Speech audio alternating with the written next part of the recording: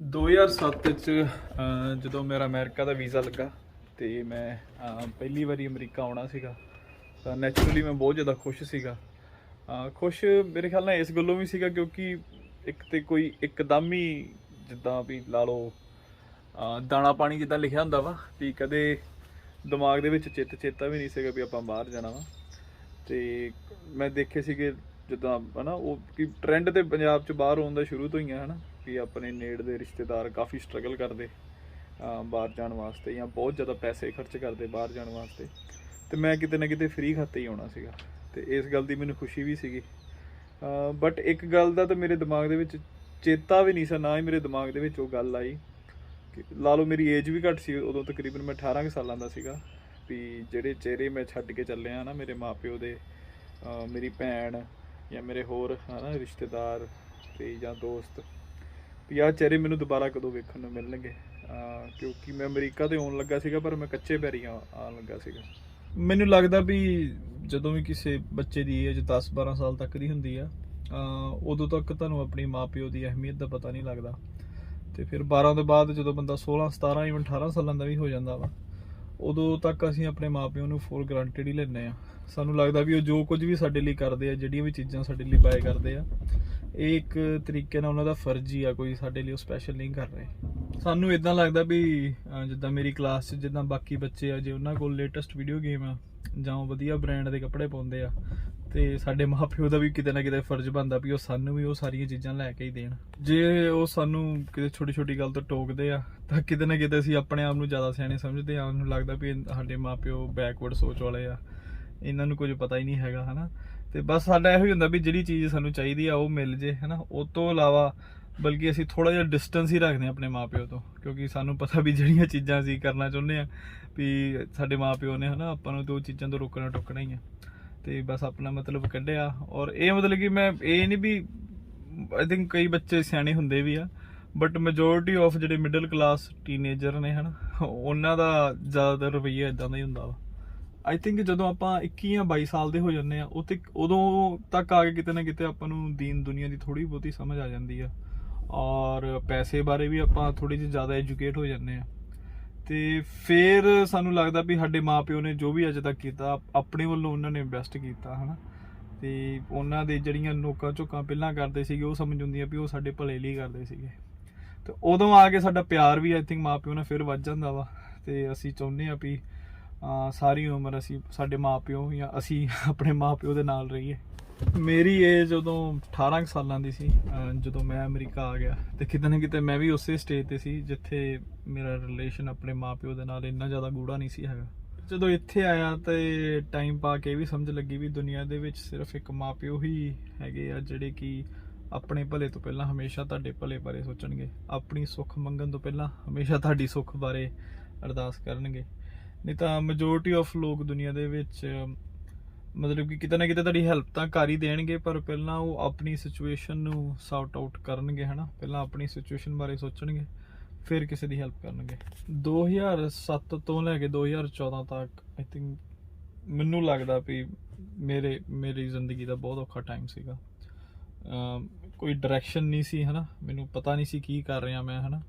ਆਪਣੀ ਵੱਲੋਂ ਮੈਂ ਕੰਮ ਵੀ ਕਰਦਾ ਸੀ ਤੇ ਬੈਸਟ ਦੇਣ ਦੀ ਕੋਸ਼ਿਸ਼ ਕਰ ਰਿਹਾ ਸੀ ਬਟ ਕਿਤੇ ਨਾ ਕਿਤੇ ਕੰਮ ਤਾਂ ਮੈਂ ਕਰ ਰਿਹਾ ਸੀ ਪਰ ਕਿਤੇ ਨਾ ਕਿਤੇ ਮੈਂ ਰਿਜ਼ਲਟ ਦੀ ਆਸ ਨਹੀਂ ਸੀ ਰੱਖ ਸਕਦਾ ਹਨਾ। ਉਹਦੇ ਵੱਲੋਂ ਮੈਂ ਇੱਕ ਤਰੀਕੇ ਦਾ ਮਿਰਕਲ ਹੀ ਜੇ ਹੁੰਦਾ ਤੇ ਤਾਂ ਹੀ ਉਹ ਰਿਜ਼ਲਟ ਨਿਕਲਣਾ ਸੀਗਾ ਬਟ ਫਿਰ ਵੀ ਮੈਂ ਆਪਣੇ ਵੱਲੋਂ ਬੈਸਟ ਦੇ ਰਿਹਾ ਸੀਗਾ। ਮੈਨੂੰ ਉਸ ਪੀਰੀਅਡ ਦੇ ਦੌਰਾਨ ਇੰਡੀਆ ਮਤਲਬ ਕਿ ਪੈਸੇ ਪਾਉਣ ਦੀ ਬਹੁਤ ਘੱਟ ਹੀ ਲੋੜ ਪਈ। ਇਸ ਕਰਕੇ ਨਹੀਂ ਵੀ ਮੇਰੇ ਮਾਪਿਓ ਕਿਤੇ ਪਿੱਛੇ ਵੀ ਬਹੁਤ ਰਿਚ ਨੇ ਹਨਾ, ਜਿੱਦਾਂ ਇੱਕ ਐਵਰੇਜ ਮਿਡਲ ਕਲਾਸ ਹੁੰਦੀ ਉੱਦਾਂ ਹੀ ਜਿੰਨਾ ਕੁ ਕਰਜ਼ਾ ਇੱਕ ਐਵਰੇਜ ਮਿਡਲ ਕਲਾਸ ਤੇ ਹੁੰਦਾ ਸ਼ਾਇਦ ਉਹ ਤੋਂ ਥੋੜਾ ਹੋਊਗਾ ਮੇ ਵੀ ਬਟ ਫਿਰ ਵੀ ਮਤਲਬ ਕਿ ਚਲੋ ਚੱਲੀ ਜਾਂਦਾ ਸੀਗਾ ਨਾ। ਕਿਤੇ ਨਾ ਕਿਤੇ ਮੇਰੇ ਪਿੱਛੇ ਇੰਨੇ ਖਰਚੇ ਜ਼ਿਆਦਾ ਹੈ ਨਹੀਂ ਸੀਗੇ। ਜਿੱਦਾਂ ਮੈਂ ਵੀ ਆਇਆ ਤੇ ਮੈਂ ਵੀ ਕੋਈ ਖਰਚਾ ਨਹੀਂ ਕਰਾਇਆ ਆਪਣੇ ਮਾਪਿਓ ਦਾ। ਮੇਰੀ ਵੱਡੀ ਸਿਸਟਰ ਆ ਉਹ ਪ੍ਰੀਟੀ ਮੱਚ ਕਲਾਸ 0 ਤੋਂ ਲੈ ਕੇ PhD ਤੱਕ ਉਹ ਸਾਰੀ ਸਕਾਲਰਸ਼ਿਪ ਤੇ ਹੀ ਪੜ੍ਹੀ ਆ। ਉਹਨੇ ਵੀ ਕਦੀ ਖਰਚਾ ਨਹੀਂ ਕਰਾਇਆ, ਘਰ ਦੇ ਉੱਦਾਂ ਵੀ ਕੋਈ ਫਾਲਤੂ ਖਰਚੇ ਨਹੀਂ ਸੀ ਹੈਗੇ। ਤਾਂ ਕਰਕੇ ਕਿਤੇ ਨਾ ਕਿਤੇ ਮੈਨੂੰ ਇੰਡੀਆ ਪੈਸੇ ਪਾਉਣ ਦੀ ਲੋੜ ਨਹੀਂ ਸੀ ਪੈਂਦੀ ਪਰ ਉਹ ਇਸ ਕਰਕੇ ਨਹੀਂ ਵੀ ਮੈਂ ਪਾਉਣਾ ਨਹੀਂ ਸੀ ਚਾਹੁੰਦਾ ਹਨਾ ਬਟ ਮੇਰੇ ਕੋਲ ਹੁੰਦੇ ਵੀ ਨਹੀਂ ਸੀ ਪੈਸੇ ਪਾਉਣ ਨੂੰ। ਉਹ ਹੁਣ ਮੈਂ ਜੇ ਮੈਂ ਸਾਰੀਆਂ ਗੱਲਾਂ ਦੱਸਾਂ ਤਾਂ ਆਈ ਥਿੰਕ ਕਾਫੀ ਲੋਕ ਜੇ ਉਹ ਵੀਡੀਓ ਦੇਖਣ ਤੇ ਸ਼ਾਇਦ ਉਹਨਾਂ ਨੂੰ ਕਿਤੇ ਨਾ ਕਿਤੇ ਬੁਰਾ ਲੱਗੇ। ਮੇਬੀ ਉਹ ਆਪਣੇ ਵੱਲੋਂ ਉਹ ਵੀ ਬੈਸਟ ਕਰ ਰਹੇ ਸੀਗੇ, ਉਹਨਾਂ ਦੀ ਆਪਣੀ ਸਿਚੁਏਸ਼ਨ ਆਈ ਡੋਨਟ ਨੋ, ਚਲੋ ਮੈਂ ਉਹ ਗੱਲਾਂ ਨਹੀਂ ਕਰਨਾ ਚਾਹੁੰਦਾ। ਬਟ ਮੇਰੇ ਕੋਲ ਪੈਸੇ ਸੱਚੀ ਨਹੀਂ ਸੀ ਹੁੰਦੇ, ਹੈ ਨਾ। 2007 2014 ਮੈਂ ਚਾਹੁੰਦਾ ਸੀ ਕਿਤੇ ਨਾ ਕਿਤੇ, ਹੈ ਨਾ, ਚਾਹੇ ਤੁਹਾਡੇ ਮਾਪਿਓ ਜਿੰਨਾ ਮਰਜ਼ੀ ਪਿੱਛੇ ਸੌਖਾ ਹੋਏ, ਤੁਸੀਂ ਜਦੋਂ ਇੱਥੇ ਆਪਣੇ ਮਾਪਿਆਂ ਨੂੰ ਪੈਸੇ ਪਾਉਂਦੇ ਆ ਨਾ, ਤੇ ਉਹ ਇੱਕ ਤੁਹਾਨੂੰ ਅਲੱਗ ਜੀ ਅੰਦਰੋਂ ਖੁਸ਼ੀ ਹੁੰਦੀ ਹੈ ਵੀ ਕਿਤੇ ਨਾ ਕਿਤੇ ਮੈਂ ਆਪਣੇ ਮਾਪਿਓ ਲਈ ਕੁਝ ਕੀਤਾ। ਮੈਨੂੰ ਯਾਦ ਆ ਆਈ ਥਿੰਕ 2011 ਜਾਂ 12 ਦੇ ਵਿੱਚ ਕੋਈ ਬੰਦਾ ਇੱਥੋਂ, ਮੈਂ ਵਰਜੀਨੀਆ ਰਹਿੰਦਾ ਸੀ ਉਦੋਂ, ਉਹ ਤੋਂ ਉਹਨੇ ਇੰਡੀਆ ਜਾਣਾ ਸੀਗਾ ਨਾ, ਤੇ ਮੈਂ ਆਪਣੇ ਫਾਦਰ ਲਈ ਨਾ ਇੱਥੇ ਜਿੱਦਾਂ ਡਿਸਕਾਊਂਟ ਜੇ ਸਟੋਰ ਹੁੰਦੇ ਆ, ਡਿਸਕਾਊਂਟ ਕਹਿ ਸਕਦੇ ਆ, ਉੱਥੇ ਹੋ ਸਕਦਾ ਵੀ ਜਿੱਦਾਂ ਵੱਡੇ ਸਟੋਰਾਂ 'ਚ ਜਿਹੜਾ ਸਮਾਨ ਨਹੀਂ ਵਿਕਦਾ ਫਿਰ ਉੱਥੇ ਆ ਜਾਂਦਾ। ਉੱਥੋਂ ਮੈਂ ਅੱਜ ਵੀ ਸ਼ਾਪਿੰਗ ਕਰਦਾ, ਮੈਂ ਕੋਈ ਇਹ ਨਹੀਂ ਕਹਿਣ ਡਿਆ ਵੀ ਕੋਈ ਮਾੜੀ ਗੱਲ ਹੈ। ਇੱਕ ਇੱਥੇ ਮਾਰਸ਼ਲਸ ਜਾਂ ਇੱਦਾਂ ਰੌਸ ਕਰਕੇ ਸਟੋਰ ਹੁੰਦੇ ਆ, ਉੱਥੇ ਥੋੜ੍ਹਾ ਜਿਹਾ ਸਮਾਨ ਸਸਤਾ ਮਿਲ ਜਾਂਦਾ। ਉੱਥੋਂ ਸ਼ਾਇਦ ਮੈਂ ਦੱਸ ਗਿਆ ਖਰੇ $15 ਦਾ ਆਪਣੇ ਫਾਦਰ ਲਈ ਬਟੂਆ, ਹੈ ਨਾ, ਪਰਸ ਜਿਹੜਾ ਹੁੰਦਾ ਮਤਲਬ ਕਿ ਮੈਨਜ਼ ਪਰਸ, ਉਹ ਬਾਏ ਕਰਕੇ ਉਹਦੇ ਹੱਥ ਭੇਜਿਆ। ਤੇ ਮੈਂ ਕਿਹਾ ਯਾਰ ਇਹ ਮੇਰੇ ਫਾਦਰ ਨੂੰ ਦੇ ਦੀ। ਤੇ ਉਹ ਮੈਨੂੰ ਕਹਿੰਦਾ ਪਤੰਦਰਾ ਵੀ ਤੂੰ ਪਰਸ ਖਾਲੀ ਥੋੜ੍ਹਾ ਕਿਸੇ ਨੂੰ ਦੇਈਦਾ ਵਾ, ਵੀ ਵਿੱਚ ਇਹਦੇ ਕੋਈ ਪੈਸੇ ਪੂਸੇ ਪਾ ਆਪਣੇ ਡੈਡੀ ਲਈ, ਪਰਸ ਕਿਸੇ ਨੂੰ ਵੀ ਜੇ ਤੂੰ ਖਾਲੀ ਦੇਂਗੇ ਤੇ ਖਾਲੀ ਰਹਿਣਾ ਬਟੂਆ ਨਾ। ਪਤਾ ਨਹੀਂ ਉਹਦੀ ਕਿੱਦਾਂ ਮਤਲਬ ਕਿ ਇਹ ਸ਼ਾਇਦ ਉੱਦਾਂ ਹੀ ਧਾਰਨਾ ਹੋਈ, ਉੱਦਾਂ ਹੀ ਉਹਨੇ ਮੈਨੂੰ ਕਹਿ ਤਾ ਵੀ ਕਹਿੰਦਾ ਵੀ ਇਹ 'ਚ ਪੈਸੇ ਪਾ ਕੇ ਦੇਈਦੇ ਆ। ਤੇ ਮੈਨੂੰ ਯਾਦ ਮੈਂ ਸਿਰਫ $20 ਪਾਏ ਸੀ ਉਹਦੇ 'ਚ, ਆਈ ਥਿੰਕ ਮੇਰੇ ਕੋਲ ਸੀਗੇ $20, ਹੈ ਨਾ, ਤੇ ਮੈਂ ਉਹ ਪਾਏ ਉਹਨੂੰ ਤੇ ਉਹ ਇੰਡੀਆ ਲੈ ਕੇ ਗਿਆ। ਮੈਂ ਆਪਣੇ ਉਹਨਾਂ ਹਾਲਾਤਾਂ ਦਾ ਜ਼ਿੰਮੇਵਾਰ ਕਿਤੇ ਨਾ ਕਿਤੇ ਆਪਣੇ ਆਪ ਨੂੰ ਹੀ ਮੰਨਦਾ ਵਾਂ, ਮੈਂ ਕਿਸੇ ਹੋਰ ਤੇ ਦੋਸ਼ ਨਹੀਂ ਦਿੰਦਾ, ਕਿਉਂਕਿ ਹਰੇਕ ਬੰਦਾ ਨਾ ਨੈਚੁਰਲ ਆ ਤੁਹਾਡੇ ਬਾਰੇ ਸੋਚਣ ਤੋਂ ਪਹਿਲਾਂ ਉਹ ਆਪਣੇ ਜਿਹੜੇ ਕਲੋਜ਼ ਫੈਮਿਲੀ ਮੈਂਬਰਸ ਆ ਉਹਨਾਂ ਬਾਰੇ ਸੋਚੂਗਾ। ਤੇ ਆਪਾਂ ਕਿਸੇ ਤੋਂ ਬਹੁਤ ਜ਼ਿਆਦਾ ਕਦੇ ਵੀ ਕਿਸੇ ਤੋਂ ਬਹੁਤ ਜ਼ਿਆਦਾ ਐਕਸਪੈਕਟੇਸ਼ਨਸ ਨਹੀਂ ਰੱਖਣੀਆਂ ਚਾਹੀਦੀਆਂ। ਔਰ ਅਗਰ ਕੋਈ ਚੀਜ਼ ਇੰਨੇ ਸਾਲਾਂ ਤੋਂ ਜਾਂ ਲਾ ਲਓ ਕਾਫੀ ਕਿਸੇ ਲੰਮੇ ਟਾਈਮ ਤੋਂ ਕੰਮ ਨਹੀਂ ਕਰ ਰਹੀ, ਤੇ ਆਈ ਥਿੰਕ ਤੁਹਾਨੂੰ ਆਪ ਹੀ ਕਿਤੇ ਨਾ ਕਿਤੇ ਹੋਰ ਕੋਸ਼ਿਸ਼ ਕਰਨੀ ਚਾਹੀਦੀ ਹੈ, ਰੈਦਰ ਦੈਨ ਕਿ ਤੁਸੀਂ ਵੇਟ ਕਰੀ ਜਾਓ ਵੀ ਕੋਈ ਨਾ ਕੋਈ ਮਿਰੇਕਲ ਹੋਊਗਾ ਤੇ ਸ਼ਾਇਦ ਮੇਰੀ ਜ਼ਿੰਦਗੀ ਦੇ ਵਿੱਚ ਕੋਈ ਬਦਲਾਅ ਆਊਗਾ। 2014 ਦੇ ਵਿੱਚ ਮੇਰੀ ਸਿਸਟਰ ਦਾ ਵਿਆਹ ਸੀਗਾ। ਉਹਨੂੰ ਵੀ ਜਿਹੜੇ ਮੈਂ ਪੈਸੇ ਭੇਜੇ ਉਹ ਮੈਨੂੰ ਕੰਮ ਤੋਂ ਨਹੀਂ ਸੀ ਮਿਲੇ, ਉਹ ਵੀ ਮੈਂ ਜੋ ਮੇਰੀ ਵਾਈਫ ਆ ਉਦੋਂ ਮੇਰੀ ਗਰਲਫ੍ਰੈਂਡ ਸੀਗੀ ਉਹਦੇ ਕੋਲੋਂ ਲੈ ਕੇ ਪਾਏ। ਤੇ ਇਹ ਨਹੀਂ ਵੀ ਉਦੋਂ ਮੈਂ ਕੰਮ ਨਹੀਂ ਸੀ ਕਰਦਾ, ਕੰਮ ਮੈਂ ਸ਼ਾਇਦ ਹੁਣ ਮੈਂ ਉਹਦਾ 50% ਵੀ ਉਹਨਾਂ ਕੰਮ ਨਹੀਂ ਕਰਦਾ ਜਿੰਨਾ ਮੈਂ ਉਦੋਂ ਕਰਦਾ ਸੀਗਾ, ਪਰ ਕਦੇ ਮਿਹਨਤ ਦਾ ਮੁੱਲ ਨਹੀਂ ਸੀ ਪਿਆ ਉਦੋਂ। ਇੰਨੇ ਸਾਲ ਇਦਾਂ ਹੀ ਕੰਮ ਕਰਨ ਦੇ ਬਾਅਦ ਕਿਤੇ ਨਾ ਕਿਤੇ ਮੈਨੂੰ ਆਪਣੇ ਆਪ ਤੇ ਜਿੱਦਾਂ ਸੈਲਫ ਬਿਲੀਫ ਜਿਹਾ ਖਤਮ ਹੋ ਗਿਆ ਸੀਗਾ। ਕਿਤੇ ਨਾ ਕਿਤੇ ਮੈਨੂੰ ਲੱਗਦਾ ਸੀ ਕਿ ਸ਼ਾਇਦ ਮੈਂ ਇੰਨੀ ਕੁ ਜੋਗਾ ਹੀ ਆ। ਲੇਟਰ ਦਸੰਬਰ 2014 ਦੇ ਵਿੱਚ ਮੇਰਾ ਵਿਆਹ ਹੋਇਆ। ਫਿਰ ਅਰਲੀ 2015 ਦੇ ਵਿੱਚ ਮੈਂ ਪਹਿਲੀ ਵਾਰੀ ਇੰਡੀਆ ਗਿਆ। ਤੇ ਤੁਸੀਂ ਸੋਚ ਹੀ ਸਕਦੇ ਆ ਵੀ ਆਲਮੋਸਟ 8 ਸਾਲ ਬਾਅਦ ਮੈਂ ਇੰਡੀਆ ਗਿਆ, ਤੇ ਉਹ ਟਾਈਮ ਮੇਰੇ ਲਈ ਕਿੰਨਾ ਸਪੈਸ਼ਲ ਹੋਊਗਾ। ਤੇ ਜਦੋਂ ਏਅਰਪੋਰਟ ਤੇ ਉਤਰਿਆ ਤੇ ਸਾਹਮਣੇ, ਹੈ ਨਾ, ਮਤਲਬ ਕਿ ਉਦੋਂ ਤੱਕ ਫੇਸ ਟਾਈਮ ਵਗੈਰਾ ਤੇ ਚਲੋ ਹੋਣ ਲੱਗ ਗਿਆ ਸੀਗਾ, ਮਤਲਬ ਕਿ ਮੈਂ ਉਹਨਾਂ ਨੂੰ ਫੋਨ ਤੇ ਤਾਂ ਉਦੋਂ ਦੇਖਦਾ ਰਹਿੰਦਾ ਸੀਗਾ। ਬਟ ਜਦੋਂ ਉਹਨਾਂ ਨੂੰ ਮੈਂ ਪਹਿਲੀ ਵਾਰੀ ਰਿਐਲਿਟੀ 'ਚ ਦੇਖਿਆ ਨਾ, ਆਪਣੇ ਸਪੈਸ਼ਲੀ ਪਾਪਾ ਨੂੰ, ਤੇ ਜਿੱਦਾਂ ਮੇਰੇ ਪਾਪਾ ਜਿੱਦਾਂ ਕਾਫੀ ਤੁਹਾਨੂੰ ਯਾਦ ਹੈ ਜਦੋਂ ਨਿੱਕੇ ਹੁੰਦੇ ਸੀ ਉਹਨਾਂ ਨੇ ਇੱਦਾਂ ਕਰ ਦੇਣਾ ਡੋਲਾ, ਤੇ ਉਹਨਾਂ ਨੇ ਸਾਨੂੰ ਕਹਿਣਾ ਵੀ ਪੈਗ ਪੁੱਗ ਜਦੋਂ ਉਹਨਾਂ ਦਾ ਕਿਤੇ ਲੱਗਾ ਹੋਣਾ ਕਿ ਮਾਰੋ ਇੱਥੇ ਨਾ, ਕਿ ਪੰਚ ਕਰੋ, ਜਿੱਦਾਂ ਐਜ਼ ਅ ਪੰਚਿੰਗ ਬੈਗ ਯੂਜ਼ ਕਰੋ। ਅਸੀਂ ਬੋਡੀ ਘੁੱਟ ਕੇ ਮਾਰਨਾ, ਉਹਨਾਂ ਨੇ ਟੇਸਨਾ ਕਰਨੀ, ਹੈ ਨਾ, ਕਿ ਮੋਢਾ ਉਹਨਾਂ ਦਾ ਲਾਲ ਹੋ ਜਾਣਾ, ਮਤਲਬ ਕਿ ਕਾਫੀ ਸਟਰੋਂਗਲੀ ਬਿਲਟ ਸੀਗਾ। ਤੇ ਬਾਅਦ 'ਚ ਚਲੋ ਉਹਨਾਂ ਨੂੰ ਡਾਇਬਟੀਜ਼ ਵਗੈਰਾ ਹੋ ਗਈ ਨਾ, ਤੇ ਜਦੋਂ ਮੈਂ ਫਿਰ ਉਹਨਾਂ ਨੂੰ ਪਹਿਲੀ ਵਾਰੀ ਇੰਨੇ ਸਾਲਾਂ ਬਾਅਦ ਦੇਖਿਆ ਤੇ ਉਹ ਥੋੜ੍ਹੇ ਜਿਹੇ ਸਰੀਰ ਉਹਨਾਂ ਦਾ ਮੱਠਾ ਪੈ ਗਿਆ ਸੀ, ਹੈ ਨਾ। ਉਹ ਥੋੜ੍ਹਾ ਜਿਹਾ ਮੇਰੇ ਲਈ ਜਿੱਦਾਂ ਨਾ ਕਿ ਉਹਨਾਂ ਦੇ ਜਿਹੜੇ ਚਿਹਰੇ ਸੀਗੇ ਪਹਿਲਾਂ ਵਰਗੇ ਨਹੀਂ ਸੀ ਰਹੇ, ਹੈ ਨਾ। ਮੇਰੇ ਫਾਦਰ ਸਾਹਿਬ ਦੀਆਂ ਐਂ ਗੱਲਾਂ ਇਹ ਵਾਂਗੂ ਚਮਕਦੀਆਂ ਹੁੰਦੀਆਂ ਸੀ, ਹੈ ਨਾ, ਤੇ ਦਾੜੀ ਦੂੜੀ ਵੀ ਐਂ ਪ੍ਰੋਪਰ ਕਾਲੀ ਸੀ। ਹੁਣ ਦਾੜੀ ਵੀ ਉਹਨਾਂ ਦੀ ਚਿੱਟੀ ਹੋ ਗਈ ਸੀ, ਚਿੱਟੀ ਤਾਂ ਚਲੋ ਮੇਰੀ ਵੀ ਹੁਣ ਹੋ ਗਏ ਆ, ਬਟ ਉਹ ਮਤਲਬ ਕਿ ਜਿੱਦਾਂ ਇੱਕ ਗੱਲ ਹੁੰਦੀ ਨਾ ਫੇਸ ਟਾਈਮ 'ਤੇ ਦੇਖਣਾ, ਹੈ ਨਾ, ਬਾਅਦ 'ਚ ਤੁਸੀਂ ਰਿਐਲਿਟੀ 'ਚ ਵੀ ਫੇਸ ਟਾਈਮ 'ਤੇ ਗੱਲਾਂ ਤੁਸੀਂ ਚਿਹਰਾ ਹੀ ਦੇਖਦੇ ਹੋ, ਔਰ ਚਿਹਰਾ ਵੀ ਜਿੱਦਾਂ ਲਾ ਲਓ ਥੋੜ੍ਹਾ ਜ਼ੂਮ ਇਨ ਜਿਹਾ ਦੇਖਦੇ ਆ, ਪਰ ਬਾਕੀ ਜਦੋਂ ਸਰੀਰ ਦੇਖਿਆ ਤਾਂ ਕਿਤੇ ਨਾ ਕਿਤੇ ਲੱਗਾ ਵੀ ਯਾਰ ਹਾਂ ਵੀ ਇਹ ਜਿਹੜਾ ਸੰਤਾਪ ਕਹਿ ਲਓ ਜਾਂ ਜੋ ਵੀ ਕਹਿ ਲਓ, ਹੈ ਨਾ, ਵੀ ਕਿਉਂਕਿ ਮੈਂ ਸਿਸਟਰ ਤੇ ਮੇਰੀ ਵਿਆਹ ਕੇ ਆਪਣੇ ਘਰ ਚਲ ਗਈ, ਹੈ ਨਾ, ਵੀ ਇਕੱਲਾ ਮੈਂ ਉਹਨਾਂ ਦਾ ਮੁੰਡਾ ਸੀਗਾ। ਜਿਹੜੀ ਉਹਨਾਂ ਨੇ ਮੇਰੇ ਤੋਂ ਇੰਨੀ ਟਾਈਮ ਦੂਰੀ ਰੱਖੀ, ਹੈ ਨਾ, ਕਿਤੇ ਨਾ ਕਿਤੇ ਉਹ ਜਿਹੜਾ ਸੰਤਾਪ ਹੈ ਉਹ ਮੈਂ ਇਕੱਲੇ ਨੇ ਨਹੀਂ ਹੰਢਾਇਆ, ਉਹ ਮੇਰੇ ਮਾਂ ਪਿਓ ਨੇ ਵੀ ਹੰਢਾਇਆ, ਹੈ ਨਾ। ਉਹ ਚੀਜ਼ ਉਹਨਾਂ ਦੀ ਬੋਡੀ ਲੈਂਗੁਏਜ ਦੇ ਵਿੱਚ ਮੈਨੂੰ ਪਹਿਲੀ ਵਾਰੀ ਜਦੋਂ ਇੰਨੇ ਸਾਲਾਂ ਬਾਅਦ ਦੇਖਿਆ ਤਾਂ ਮੈਨੂੰ ਨਜ਼ਰ ਆਈ। ਪਰ ਚਲੋ ਫਿਰ ਵੀ, ਹੈ ਨਾ, ਕਿਤੇ ਨਾ ਕਿਤੇ ਖੁਸ਼ੀ ਵਾਲਾ ਟਾਈਮ ਸੀਗਾ।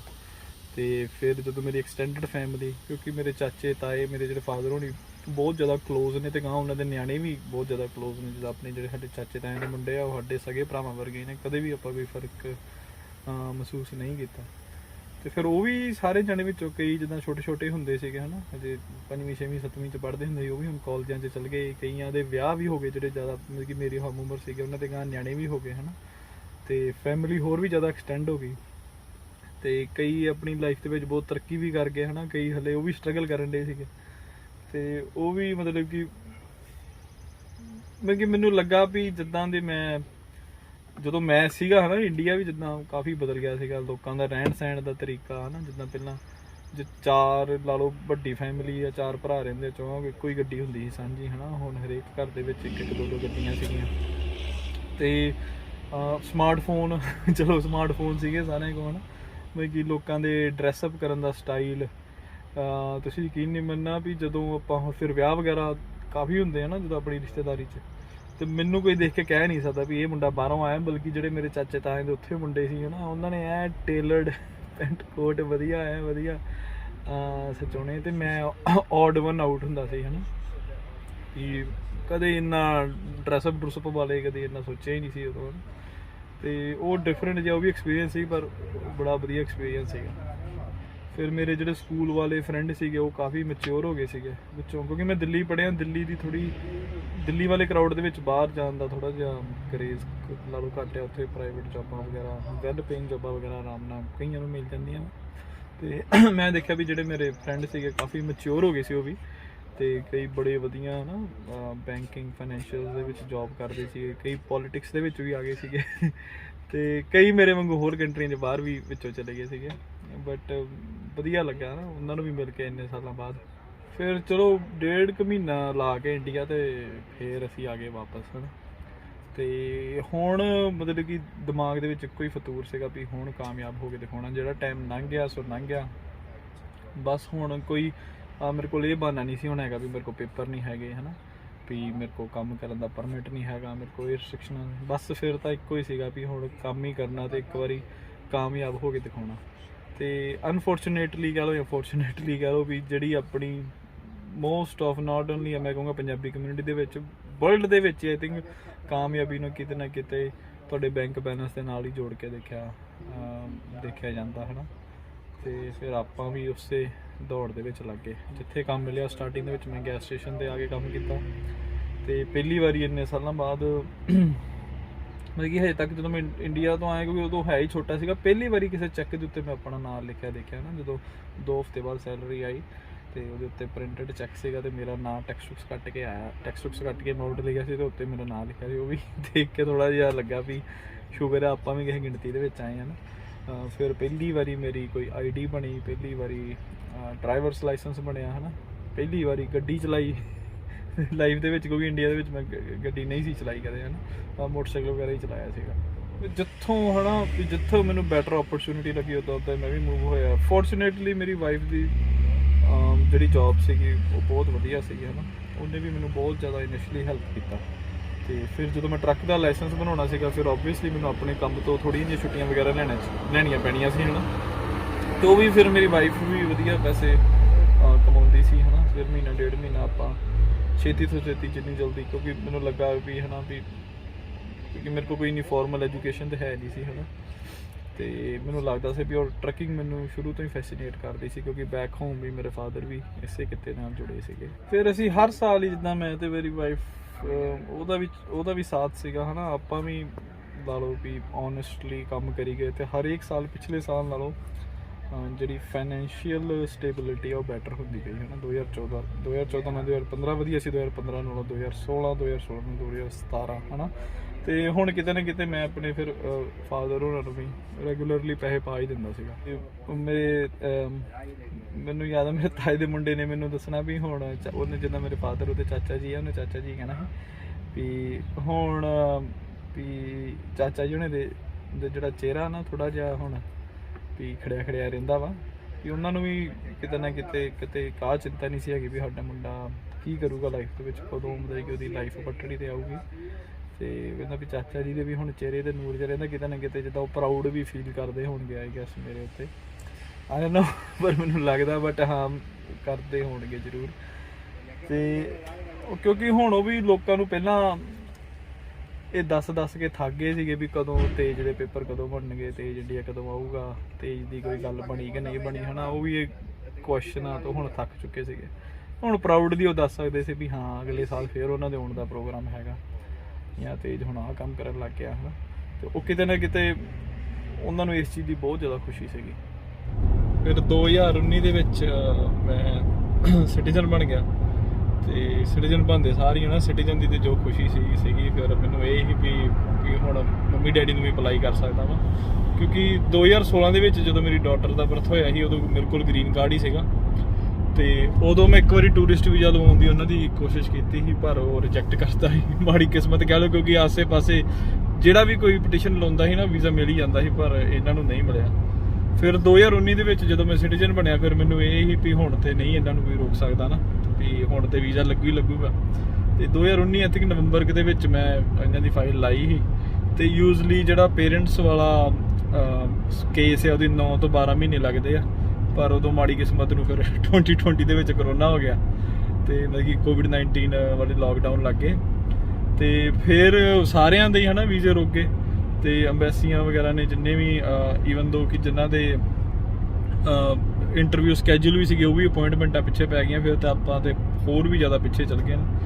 ਤੇ ਫਿਰ ਜਿੰਨਾ ਚਿਰ ਆਈ ਥਿੰਕ ਪੂਰੇ 2020 ਦੇ ਵਿੱਚ ਤੇ ਮੈਨੂੰ ਲੱਗਦਾ ਨਹੀਂ ਹੋਏ ਹੋਣ ਤੇ ਬਹੁਤ ਐਕਸੈਪਸ਼ਨਲ ਕੇਸ ਦੇ ਵਿੱਚ ਇੰਟਰਵਿਊ ਹੋਏ ਹੋਣੇ ਆ। ਈਵਨ 2021 ਦੇ ਵੀ ਐਂਡ 'ਚ ਤੇ ਜਾ ਕੇ ਦੁਬਾਰਾ ਫਿਰ ਅਪਾਇੰਟਮੈਂਟਾਂ ਉਹਨਾਂ ਨੂੰ ਲੋਕਾਂ ਨੂੰ ਜਿੱਦਾਂ ਈਮੇਲਾਂ ਆਉਣੀਆਂ ਸਟਾਰਟ ਹੋਈਆਂ ਜਿਨ੍ਹਾਂ ਦੇ ਲਾ ਲਓ ਸਾਡੇ ਤੋਂ ਪਹਿਲਾਂ 6-7 ਮਹੀਨੇ ਪਹਿਲਾਂ ਕੇਸ ਹੋਣਗੇ।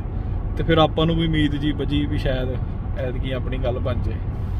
ਤੇ ਫਿਰ 2021 ਅਪ੍ਰੈਲ ਦੇ ਵਿੱਚ ਫਾਈਨਲੀ ਮੈਂ ਰੋਜ਼ ਈਮੇਲ ਚੈੱਕ ਕਰਦਾ ਸੀ, ਫਿਰ ਅਪ੍ਰੈਲ ਦੇ ਵਿੱਚ ਈਮੇਲ ਆਈ ਵੀ ਫਲਾਣੀ ਤਰੀਕ ਨੂੰ ਵੀ 3 ਵੀਕਾਂ ਦੀ ਡੇਟ ਸੀਗੀ ਕਿ 3 ਵੀਕਾਂ ਨੂੰ ਤੁਹਾਡਾ ਇੰਟਰਵਿਊ ਆ, ਤੇ ਇੰਟਰਵਿਊ ਆ ਕੇ ਦਿਓ। ਪਰ ਪਹਿਲਾਂ ਜਿਹੜੇ ਇੰਟਰਵਿਊ ਦਿੱਲੀ ਵੀ ਹੋ ਜਾਂਦੇ ਸੀ ਜਿੱਦਾਂ PR ਵਾਲੇ, ਪਰ ਇਹਦਾ ਹੁਣ ਇਹਨਾਂ ਨੇ ਮਤਲਬ ਕਿ ਨਵਾਂ ਇਹਨਾਂ ਨੇ ਵੀ ਬਣਾਇਆ ਵਾ ਆਪਣਾ ਰੂਲ ਜਿਹਾ। ਹੁਣ ਜਿਹੜੇ ਗ੍ਰੀਨ ਕਾਰਡ ਦੇ ਇੰਟਰਵਿਊ ਆ ਆਈ ਥਿੰਕ ਬੰਬਈ ਹੀ ਹੁੰਦੇ ਆ ਸਾਰੇ। ਤੇ ਫਿਰ ਬੜੀ ਖੁਸ਼ੀ ਹੈ ਨਾ ਵੀ ਹੁਣ ਤੇ ਪਤਾ ਹੀ ਸੀ ਕਿਉਂਕਿ ਕੋਈ ਵੀਜ਼ਾ ਆਏ ਤੇ ਵੀ ਜੈਨੂਅਨ ਕੇਸ ਹੈ ਵੀਜ਼ਾ, ਤੇ ਕਿਸੇ ਵੀ ਹਾਲਾਤ 'ਚ ਡਿਨਾਈ ਹੋ ਹੀ ਨਹੀਂ ਸਕਦਾ। ਇਹ ਚੀਜ਼ ਤਾਂ ਕਦੀ ਦਿਮਾਗ 'ਚ ਵੀ ਨਹੀਂ ਆਈ। ਤੇ ਚਲੋ ਇਹ ਵੀ ਚੱਲ ਗਏ ਪੂਰੇ ਕੌਨਫੀਡੈਂਸ ਦੇ ਨਾਲ ਇੰਟਰਵਿਊ ਦੇਣ, ਤੇ ਉੱਥੇ ਜਾ ਕੇ ਉਹਨਾਂ ਨੇ ਫਿਰ ਵੀਜ਼ਾ ਡਿਨਾਈ ਕਰਤਾ। ਤੇ ਐਤਕੀ ਉਹਨਾਂ ਨੇ ਰੀਜ਼ਨ ਇਹ ਦਿੱਤਾ ਵੀ ਜਿਹੜੇ ਇਨਫ ਐਵੀਡੈਂਸ ਨਹੀਂ ਹੈਗੀ ਤੁਹਾਡੇ ਰਿਸ਼ਤੇ ਨੂੰ ਪ੍ਰੂਵ ਕਰਨ ਵਾਸਤੇ ਹੈ ਨਾ। ਬੇਸਿਕਲੀ ਐਵੀਡੈਂਸ ਤੇ ਕਾਫੀ ਸੀਗੀ, ਜਿੱਥੇ ਗੱਲ ਆ ਕੇ ਅੜ ਗਈ ਵੀ ਮੇਰੇ ਘਰ ਦੇ ਜਿੱਦਾਂ ਫੋਟੋਆਂ ਨਹੀਂ ਲੈ ਕੇ ਗਏ ਪ੍ਰਿੰਟ ਕਢਾ ਕੇ, ਤੇ ਉਹ ਫੋਟੋਆਂ ਮੰਗਦੇ ਸੀ। ਤੇ ਜਿੰਨੇ ਵੀ ਮੇਰੇ ਇੱਥੇ ਜਾਣ ਪਛਾਣ ਵਾਲੇ ਜਿਨ੍ਹਾਂ ਦੇ ਮੰਮੀ ਡੈਡੀ ਆਏ ਆ ਅੱਜ ਤੱਕ ਕਿਸੇ ਕੋ ਉਹਨਾਂ ਨੇ ਫੋਟੋ ਨਹੀਂ ਮੰਗੀ। ਯੂਜ਼ਲੀ ਜਿਹੜਾ ਹਸਬੈਂਡ ਵਾਈਫ ਦਾ ਕੇਸ ਹੈ ਉਹਦੇ ਵਿੱਚ ਵਿਆਹ ਵਗੈਰਾ ਦੀ ਫੋਟੋ ਵਗੈਰਾ ਮੰਗਦੇ ਹੁੰਦੇ ਆ, ਤੇ ਉਹਨਾਂ ਨੇ ਜੀ ਤੋਰਤਾ। ਤੇ ਇੱਕ ਵਾਰੀ ਤੇ ਜਦੋਂ ਅੰਬੈਸੀੋਂ ਬਾਹਰ ਨਿਕਲ ਕੇ ਫੋਨ ਕੀਤਾ ਤੇ ਮੈਂ ਕਿਹਾ ਇਹ ਤਾਂ ਹੋ ਹੀ ਨਹੀਂ ਸਕਦਾ, ਝੂਠ ਆ। ਤੁਸੀਂ ਜਿੱਦਾਂ ਬੰਦਾ ਜਿੱਦ ਨਹੀਂ ਕਰਦਾ ਤੁਸੀਂ ਹੁਣੇ ਜਾਓ ਵਾਪਸ, ਤੁਸੀਂ ਇਹ ਕਹੋ ਵੀ ਮੇਰੇ ਫੋਨ ਦੇ ਵਿੱਚ ਫੋਟੋਆਂ ਉਹ ਵੇਖ ਲਓ ਨਾ, ਕਿਉਂਕਿ ਅੱਜ ਕੱਲ੍ਹ ਪ੍ਰਿੰਟ ਉੱਦਾਂ ਹੀ ਲੋਕੀ ਘੱਟ ਘਟਾਉਂਦੇ ਆ ਨਾ, ਫੋਨ ਦੇ ਵਿੱਚ ਹੀ ਫੋਟੋਆਂ ਹੁੰਦੀਆਂ। ਪਰ ਤੁਹਾਨੂੰ ਪਤਾ ਉਹ ਤੇ ਫਿਰ ਇੱਕ ਵਾਰੀ ਜੇ ਡਿਨਾਈ ਹੋ ਗਿਆ ਤੇ ਹੋ ਗਿਆ। ਡਿਨਾਈ ਨਹੀਂ ਹੋਇਆ, ਬੇਸਿਕਲੀ ਉਹਨਾਂ ਨੇ ਇੱਕ ਪੇਪਰ ਜਿਹਾ ਬਣਾਤਾ। ਆਈ ਥਿੰਕ ਜੇ ਸ਼ਾਇਦ ਕਿਸੇ ਹੋਰ ਦੇ ਨਾਲ ਵੀ ਐਕਸਪੀਰੀਅੰਸ ਹੋਏ 221G ਫਾਰਮ ਕਹਿੰਦੇ ਆ, ਉਹਦੇ ਵਿੱਚ ਰਿਜੈਕਸ਼ਨ ਹੁੰਦੀ ਆ, ਡਿਨਾਈ ਨਹੀਂ ਹੁੰਦਾ ਨਾ। ਵੀ ਰਿਜੈਕਸ਼ਨ ਲੱਗ ਗਈ ਆ ਵੀ ਉਹਨਾਂ ਨੂੰ ਹੋਰ ਪ੍ਰੂਫ ਚਾਹੀਦੇ ਆ। ਉਹਦੇ ਵਿੱਚ ਫਿਰ ਇਹ ਸੀਗਾ ਵੀ ਤੁਸੀਂ ਹੋਰ ਕੋਈ ਆਪਣੀਆਂ ਫੋਟੋਆਂ ਵਗੈਰਾ ਸਬਮਿਟ ਕਰਾਓ, ਤੇ ਥੋੜ੍ਹੇ ਬਹੁਤੇ ਰਾਸ਼ਨ ਕਾਰਡ ਸਕੂਲ ਦੇ ਸਰਟੀਫਿਕੇਟ ਵੀ ਜੇ ਵੀ ਸਾਡੇ ਰਿਲੇਸ਼ਨ ਪ੍ਰੂਵ ਕਰਦੇ ਹੁਣ, ਉਹ ਸਾਰੇ ਇਕੱਠੇ ਕੀਤੇ। 2 ਵੀਕਾਂ ਬਾਅਦ ਉਹ ਜਾ ਕੇ ਉਹ ਦਿੱਲੀ ਜਮ੍ਹਾਂ ਹੋ ਗਏ, ਜਿਹੜਾ VFS ਕਿਹੜਾ ਸੈਂਟਰ ਹੁੰਦਾ ਨਾ, visa application centre, VAS centre sorry. ਤੇ ਉਹ ਜਮ੍ਹਾਂ ਕਰਾਏ। ਉਹਦੇ ਬਾਅਦ ਫਿਰ ਹੈ ਨਾ ਐਵਰੀਡੇ ਈਮੇਲ ਚੈੱਕ ਕਰਨੀ ਵੀ ਹੁਣ ਜਵਾਬ ਆਊ ਕਰਦਿਆਂ ਫਿਰ ਇੱਦਾਂ ਹੀ 1.5-2 ਮਹੀਨੇ ਲੰਘ ਗਏ ਹੈ ਨਾ। ਤੇ ਫਿਰ ਉੱਦਾਂ ਹੀ ਮਤਲਬ ਕਿ ਜਦੋਂ ਆਪਾਂ ਜ਼ਿਆਦਾ ਚੈੱਕ ਕਰਦੇ ਆ ਨਾ ਉਦੋਂ ਕਈ ਵਾਰੀ ਨਹੀਂ ਵੀ ਜਵਾਬ ਆਉਂਦਾ, ਪਰ ਫਿਰ ਇੱਦਾਂ ਹੀ ਇੱਕ ਦਿਨ ਫਿਰ ਈਮੇਲ ਆ ਗਈ ਵੀ ਠੀਕ ਹੈ ਤੁਹਾਡੀ ਐਵੀਡੈਂਸ ਠੀਕ ਹੈ, ਤੇ ਆਪਣੇ ਪਾਸਪੋਰਟ ਆ ਕੇ ਇੱਥੇ, ਕਿਉਂਕਿ ਹੁਣ ਬੰਬੇ ਨਹੀਂ ਜਾਣਾ ਪੈਣਾ, ਦਿੱਲੀ ਪਾਸਪੋਰਟ ਜਮ੍ਹਾਂ ਕਰਾ ਜਾਓ। ਫਿਰ 2-3 ਮਹੀਨਿਆਂ ਬਾਅਦ ਡੈਡੀ ਹੋਣੀ ਜਾ ਕੇ ਪਾਸਪੋਰਟ ਜਮ੍ਹਾਂ ਕਰਾ ਕੇ ਆਏ। ਫਿਰ ਵੀ ਪੂਰਾ ਆਇਆ ਵੀ ਐਤਕੀ ਤੇ ਵੀਜ਼ਾ ਲੱਗਣਾ ਹੀ ਲੱਗਣਾ ਹੁਣ ਤੇ ਉਹਨਾਂ ਨੇ, ਕਿਉਂਕਿ ਜਦੋਂ ਵੀ ਆਪਾਂ ਆਨਲਾਈਨ ਮਾੜੀ ਮੋਟੀ ਰਿਸਰਚ ਕੀਤੀ ਉਹ ਤਾਂ ਇਹੀ ਹੁੰਦਾ ਵੀ ਜੇ ਉਹਨਾਂ ਨੇ ਪਾਸਪੋਰਟ ਮੰਗ ਲਿਆ ਵਾ, ਕਿਉਂਕਿ ਪਹਿਲਾਂ ਉਹਨਾਂ ਨੇ ਪਾਸਪੋਰਟ ਰੱਖੇ ਨਹੀਂ ਸੀ ਜਦੋਂ ਉਹਨਾਂ ਦਾ ਵੀਜ਼ਾ ਰਿਜੈਕਟ ਕੀਤਾ ਸੀ, ਵੀ ਇਹਦਾ ਮਤਲਬ ਕਿ ਹੁਣ ਤੇ ਵੀਜ਼ਾ ਲੱਗਣਾ ਹੀ ਲੱਗਣਾ ਨਾ। ਚਲੋ ਜੀ ਜਾ ਕੇ ਪਾਸਪੋਰਟ ਹੀ ਜਮ੍ਹਾਂ ਕਰਾਏ ਦਿੱਲੀ, ਤੇ ਹਫ਼ਤੇ ਕੁ ਬਾਅਦ ਆ ਗਈ ਦੁਬਾਰਾ ਈਮੇਲ ਵੀ ਪਾਸਪੋਰਟ ਕਲੈਕਟ ਕਰ ਲਓ। ਤੇ ਉਹਦੇ ਵਿੱਚ ਇਹ ਨਹੀਂ ਲਿਖਿਆ ਹੁੰਦਾ ਵੀ ਤੁਹਾਡਾ ਵੀਜ਼ਾ ਲੱਗਾ ਕਿ ਨਹੀਂ ਲੱਗਾ, ਤੇ ਆਪਾਂ ਪੂਰੇ ਖੁਸ਼ ਵੀ ਵੀਜ਼ਾ ਤੇ 100% ਲੱਗਾ ਹੀ ਹੋਊਗਾ ਹਨਾ ਵੀ ਜੇ ਪਾਸਪੋਰਟ ਮੰਗਾਏ ਸੀ ਹੁਣ ਉਹਨਾਂ ਦੀਆਂ ਸਾਰੀਆਂ ਚੀਜ਼ਾਂ ਵੀ ਪੂਰੀਆਂ ਹੋ ਗਈਆਂ ਸੀ। ਤੇ ਇਹ ਗਏ ਤੇ ਇਹਨਾਂ ਨੇ ਜਾ ਕੇ, ਕਿਉਂਕਿ ਉਹ ਸੈਂਟਰ ਜਿਹਾ ਹੁੰਦਾ ਉਹਨਾਂ ਨੂੰ ਕੁਝ ਪਤਾ ਨਹੀਂ ਹੁੰਦਾ ਬੇਸਿਕਲੀ, ਉਹ ਪਿੱਛੋਂ ਇੱਕ ਪੈਕਟ ਜਿਹਾ ਹੁੰਦਾ ਤੁਹਾਨੂੰ ਫੜਾ ਦਿੰਦੇ ਆ। ਤੇ ਘਰਦਿਆਂ ਨੇ ਜਦੋਂ ਫਿਰ ਉਹ ਪੈਕਟ ਜਿਹਾ ਖੋਲ੍ਹਿਆ ਉਹ 'ਚ ਪਾਸਪੋਰਟ ਵੇਖਿਆ, ਪਾਸਪੋਰਟ ਫਿਰ ਖਾਲੀ ਬਰੰਗ ਚੱਟੀ ਫਿਰ। ਤੇ ਫਿਰ ਇਹ ਕਹਿੰਦੇ ਵੀ ਇਹ ਕੀ ਚੱਕਰ ਚੱਲ ਗਿਆ ਨਾ ਹੁਣ, ਕਿਉਂਕਿ ਜਿਹੜੀ ਉਹਨਾਂ ਦਾ ਲੈਟਰ ਜਾਂਦਾ ਨਾ ਉਹ 'ਚ ਕੋਈ ਚੰਗੇ ਤਰੀਕੇ ਨਾਲ ਐਕਸਪਲੇਨ ਨਹੀਂ ਕਰਦੇ ਉਹ। ਵੀਜ਼ੇ ਫਿਰ ਨਹੀਂ ਲੱਗੇ, ਫਿਰ ਇੱਕ ਵਾਰੀ ਮਨ ਦੱਸ ਜਾਓ ਵੀ ਹੁਣ ਕੀ ਹੋ ਗਿਆ ਨਾ। ਫਿਰ ਉਹ ਜਿਹੜੀ ਚਿੱਠੀ ਚੁੱਠੀ ਆਈ ਫਿਰ ਚੰਗੀ ਤਰ੍ਹਾਂ ਨੂੰ ਪੜ੍ਹਿਆ ਤੇ ਫਿਰ ਉਹ 'ਚ ਫਿਰ ਇਹ ਪਤਾ ਲੱਗਾ ਵੀ ਕਿਉਂਕਿ ਕੇਸ ਚੱਲਦੇ ਨੂੰ ਕਾਫੀ ਟਾਈਮ ਹੋ ਗਿਆ ਸੀਗਾ ਹਨਾ। ਈਵਨ ਇਹਨਾਂ ਦੇ ਇੰਟਰਵਿਊ ਜਿਹੜਾ ਦੇ ਕੇ ਆਏ ਸੀ ਉਹਦੇ ਬਾਅਦ ਵੀ 3 ਮਹੀਨੇ ਲੰਘ ਗਏ ਸੀ। ਤੇ ਜਿਹੜੀ ਇਹਨਾਂ ਦੀ ਪਾਸਪੋਰਟ ਕਲੀਅਰੈਂਸ ਸਰਟੀਫਿਕੇਟ ਹੁੰਦਾ ਵਾ ਜਾਂ ਪੁਲਿਸ ਕਲੀਅਰੈਂਸ ਸਰਟੀਫਿਕੇਟ ਹੁੰਦਾ ਵਾ ਉਹ ਹੁਣ ਐਕਸਪਾਇਰ ਹੋ ਗਿਆ ਨਾ, ਵੈਲਿਡ ਨਹੀਂ ਹੈਗਾ, ਉਹ ਨਵਾਂ ਚਾਹੀਦਾ। ਉਹ ਫਿਰ ਕਹਿ ਘਵਾ ਕੇ ਹੈ ਨਾ ਜਿੰਨੀ ਛੇਤੀ, ਕਿਉਂਕਿ ਹਰੇਕ ਚੀਜ਼ ਡਿਲੇ ਹੀ ਹੋਣੀ ਸੀ ਜਿੰਨਾ ਉਹਨੂੰ ਟਾਈਮ ਲੱਗਣਾ ਸੀਗਾ, ਕਿਉਂਕਿ ਅੰਬੈਸੀ ਵਾਲੇ ਤਾਂ ਸੁੱਖ ਨਾਲ ਉੱਦਾਂ ਹੀ ਬਹੁਤ ਡਿਲੇ ਕਰਦੇ ਆ। ਤੇ ਫਿਰ ਉਹ ਕਰਾਇਆ ਜਮ੍ਹਾਂ ਹੈ ਨਾ ਦੁਬਾਰਾ ਕਰਾ ਕੇ, ਤੇ ਫਿਰ 10 ਕੁ ਦਿਨਾਂ ਬਾਅਦ ਫਿਰ ਆ ਗਈ ਈਮੇਲ। ਤੇ ਫਿਰ ਮੈਂ ਆਪਣੇ ਘਰਦਿਆਂ ਨੇ ਕੋਈ ਜ਼ਿਆਦਾ ਐਕਸਾਈਟਿਡ ਹੋ ਕੇ ਨਾ ਜਾਇਓ ਵੀ ਹੋ ਸਕਦਾ ਵੀ ਪਹਿਲਾਂ ਵਾਲਾ ਹੀ ਕੰਮ ਹੋਏ। ਪਰ ਐਤਕੀ ਜਦੋਂ ਫਿਰ ਫਾਈਨਲੀ ਤੀਜੀ ਚੌਥੀ ਵਾਰੀ ਗਏ ਤੇ ਐਤਕੀ ਵੀਜ਼ਾ ਲੱਗਾ ਸੀਗਾ ਉਹਦੇ ਤੇ ਫਿਰ ਜੋ ਖੁਸ਼ੀ ਹੋਣੀ ਸੀ ਹੈ ਨਾ ਉਹ ਤੇ ਫਿਰ ਆਬਵੀਅਸ ਹੀ ਹੈ।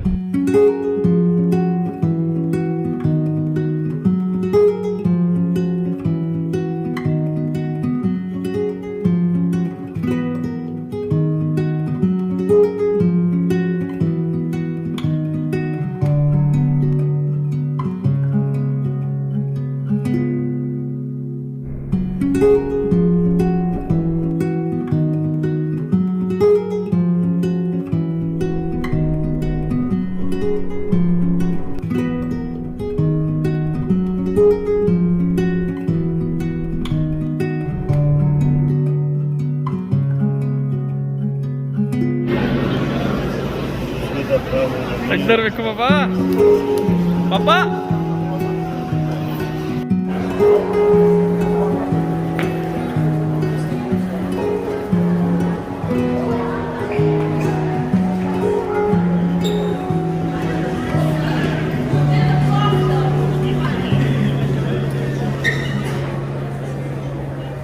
ਸਤਿ ਸ਼੍ਰੀ ਅਕਾਲ ਮਾਸਟਰ ਜੀ। ਸਤਿ ਸ਼੍ਰੀ ਅਕਾਲ। ਵਧੀਆ ਕਿੱਦਾਂ ਦੀ ਬੁਲਾਇਆ?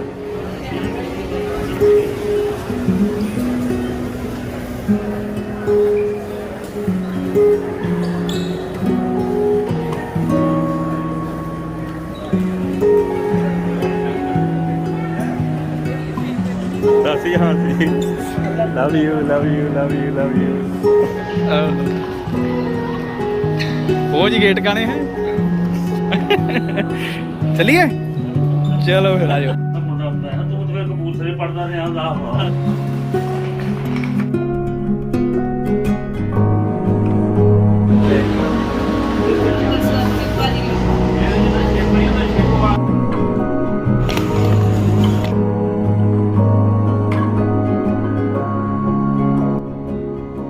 ਬਾਅਦ ਚ ਪਤਾ ਲੱਗਾ ਵੀ ਜਦੋਂ ਸਾਡੇ ਪਿੰਡ ਇਦਾਂ ਹੀ ਆ ਜਿੰਨਾ ਕਿਹਾ ਵਾ ਨਹੀਂ ਚਲੋ ਮਾਸਟਰ ਦੀ ਗੱਡੀ ਨਿਕਾਲ ਦਿੰਦੇ ਆ। ਅੱਛਾ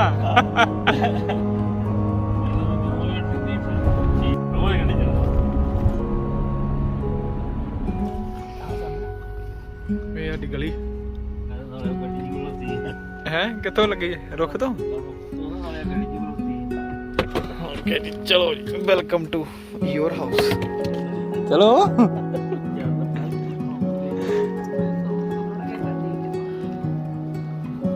ਬੱਤੀਆਂ ਦੇ ਬੰਦ ਬੜੇ ਕਰਕੇ ਬੈਠੇ ਆਹੋ। ਚਲੋ ਜੀ ਖੋਲੋ ਖੋਲੋ ਉਹ ਹੀ ਆ ਗਈ।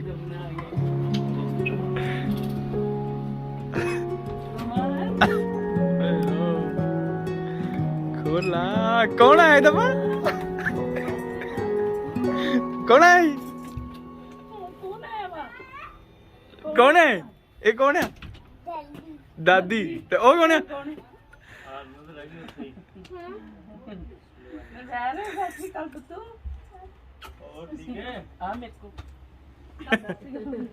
ਦੇਖੋ ਜੀ ਭੈਣਾਂ ਭੈਣਾਂ ਦਾ ਮਿਲਾਪ ਹੋ ਗਿਆ ਜੀ। ਨਵੇਂ ਪਿੰਡ ਤੋਂ ਚੱਲੀਆਂ ਹੈ, ਇੱਕ ਕੈਨੇਡਾ ਪਹੁੰਚ ਗਈ ਤੇ ਅੱਜ ਇੱਕ ਅਮਰੀਕਾ ਪਹੁੰਚ ਗਈ।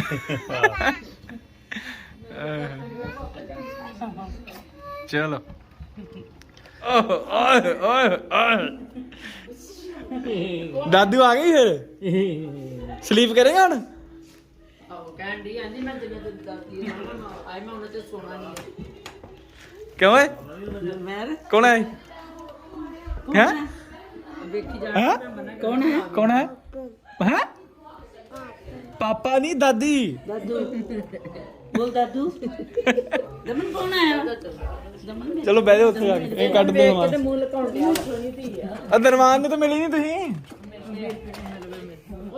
ਇਹ ਤਾਂ ਸੋਹਣਾ ਬੱਚਾ ਵਾ ਕੌਣ ਸੀ ਇਹ ਓਏ ਕੌਣ ਸੀ ਕੌਣ ਸੀ ਚਲੋ ਫਿਰ ਕੱਢੀਏ ਸਮਾਨ